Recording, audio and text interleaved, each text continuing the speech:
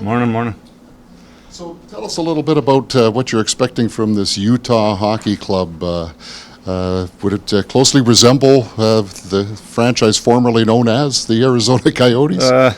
Obviously, a lot of the same players, but the big thing that jumps out watching them play, looking at their stats and analytics, the defensive part of the game is real good. It's been a lot better, and it's an area that they don't give you a whole lot, so you got to work for it. Obviously they've obviously taken some time and done a lot of work with it, so it's going to mean that we have to work to get our space and get inside ice, and it's not going to be easy once we get in there. If the rural BC one-room school math is correct, this is day 19, game 10 of every other hockey. How do you think your team's holding up?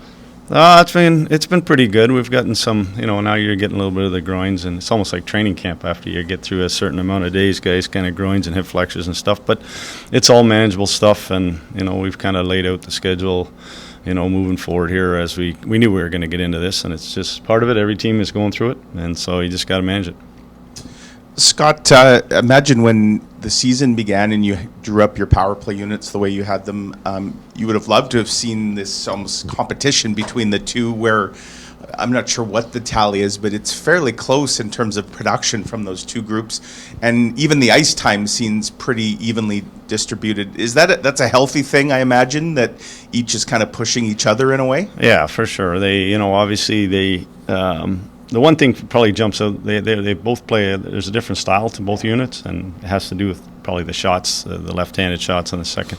So it gives us kind of a different sort of two-edged sword, kind of going at the other, and especially the penalty killers are expecting one unit to do one thing, and then, the change happens, we're going to something else. So I think that's been beneficial. I like the fact, though, that, whoever starts a power play, if they haven't got their work done in a minute, they do come off, which is great, and it gives that second unit a chance to get out there. Just more than anything, though, they're just sticking to sort of the pre-scout and what we're looking at against the opposition and going out and executing. In maybe years past, a guy like Cole Perfetti wouldn't necessarily be out in the last minute or two of a close game, and with the other goalie pulled. You had him out the other night. He scores an empty netter. What does that say, I guess, about your trust in him and his development? Yeah, we have to, have to be in a position to get these guys out early in the season and get them experience out there, because it is a different sort of animal when you're going 6 against 5. And, it is interesting because the Lowry line had been out. They pulled their goalie fairly early, down 2. So, it was kind of, down 1, they pulled their goalie early. But at the end of the day, it was when they got down 2 again, it was still coming. It was just making sure they got an opportunity. I wanted to see Kapari's line to make sure they got an opportunity. I think that if you can take advantage of some of those situations, it helps you down the road. And then just kind of an update on the two guys in yellow. Do you have an estimated timeline on how long those guys might need in yellow before they graduate to contact? Yeah, they're both, that was first day yesterday. Those yellow shirts may be on for a while. The biggest thing is they can't get hit with pucks is the biggest thing. So they can do almost all the drills, but once it gets into something where there's live fire and they can get hit, and especially like penalty kill, things like that, we're just kind of, we'll be, because it's both their feet there, we'll just stay away from anything like that. And then, they'll get their conditioning. We'll go we'll see how they are when we get down the road a bit. Thoughts on the Perfetti late in the game kind of got me thinking that this time of year you get to try things a little bit, and maybe your record gives you a little bit of room to try things a little bit.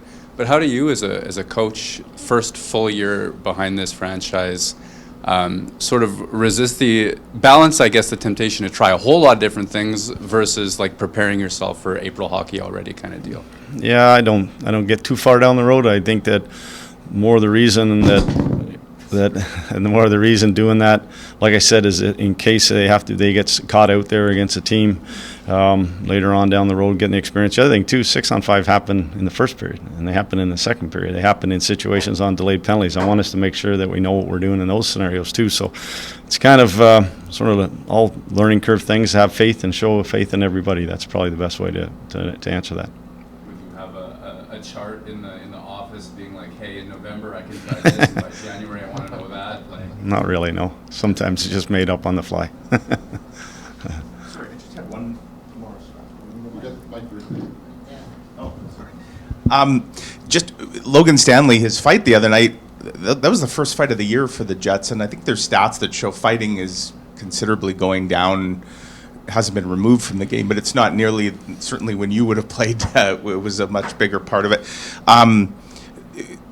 What are your thoughts on that? When it's generic like that off a hit versus the stage thing. We don't see the stage stuff much anymore, do we? I'm not big on that, obviously, unless there's a reason for it and a big reason for it. I think that this still is a fast game and it's a heavy game at times, and things are going to happen. And whether you're sticking up for a teammate, which the Tampa forward tried to do, or it's Stan setting a tone by coming out early in that period and kind of really playing the game that he has to play. And if that's how it comes about, we've talked about him before that. I want him to be a pest. I want him to be a bully. I want him to lean on the best players on the opposition so that they do come looking, and then we can get that power player, get that opportunity.